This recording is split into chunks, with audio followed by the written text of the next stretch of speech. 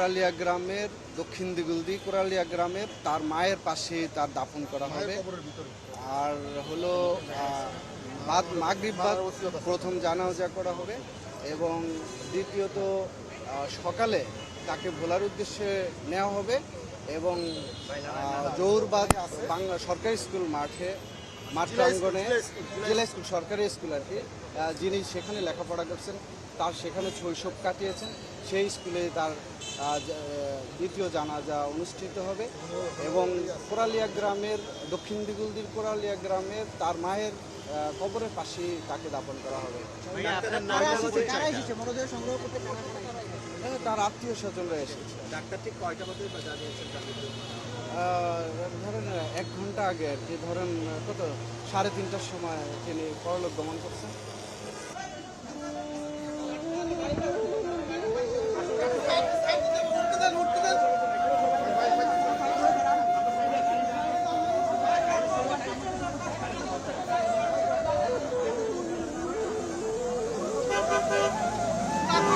চলে যান।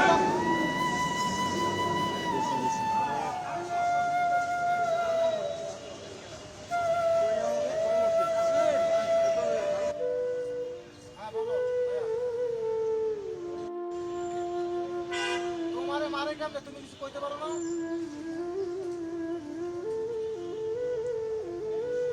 আর কপালে শনি আছে দেশ। মানে আইয়া